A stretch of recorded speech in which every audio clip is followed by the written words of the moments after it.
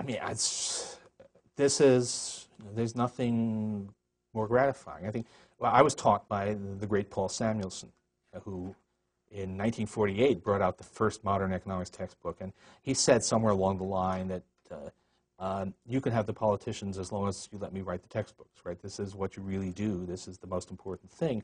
I mean, what Robin and I do in the textbook, our sort of guiding principle is to always make it clear how much the models, the funny diagrams are tied to reality. And we have a feature in the textbook every 3 or 4 times a chapter. We stop for an economics in action, which is a real-world case that illustrates what we've been doing. And those are actually the hardest part of the book because we're constantly searching for good economics in action cases.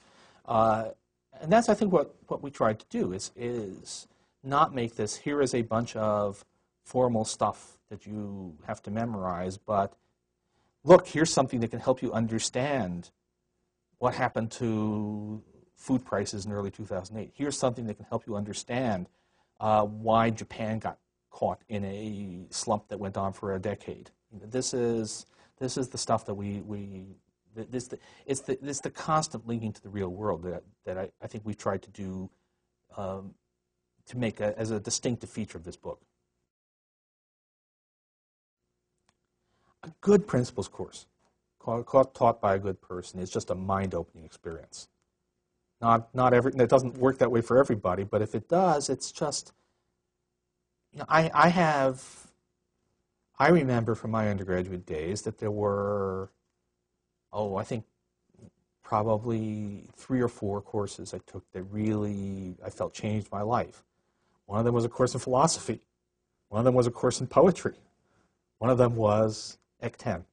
Right? It's a mind-opening experience. How exactly it will change your life, if you go into the business world, it'll help. If you go into a lot of areas, it'll be some practical use. But I think, especially if you're a freshman, what you want to be doing is you are exposing yourself to a whole world of thought, which is about something that matters to everybody. And if you approach it in the right attitude, and of course if it's taught well, then you are going to find that your whole vision of the way the world is going to change. What I would say is that writing a principles textbook, one thing it does is it actually pulls you back from the controversies.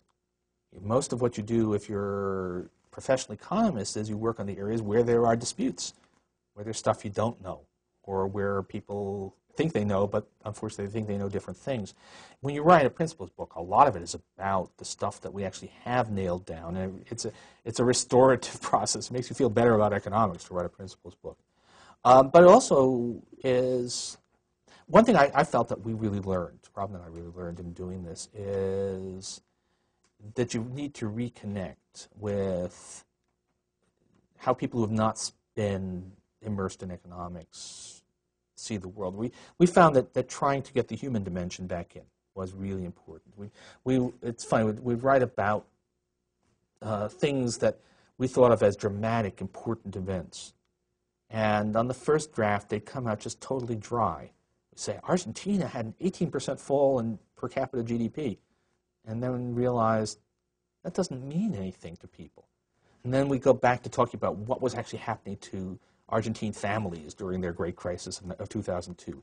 And then you say, this is what a drastic fall in GDP means in human terms. That was something new, for me anyway. The relevance of economics. I mean, every textbook in economics has some discussion of bank runs, some allusion to the crises of the 1930s. And I think a lot of students, this just was, well, that happened to my grandfather or my great-grandfather. What does that have to do with me? And then there we were in 2007, 2008, having the 21st century version of those bank runs. They looked different. There was more people clicking furiously on their mouses rather than pounding on the doors of closed banks. But there was in fact very much the the same kind, in a broad sense, of financial crisis happening that had happened.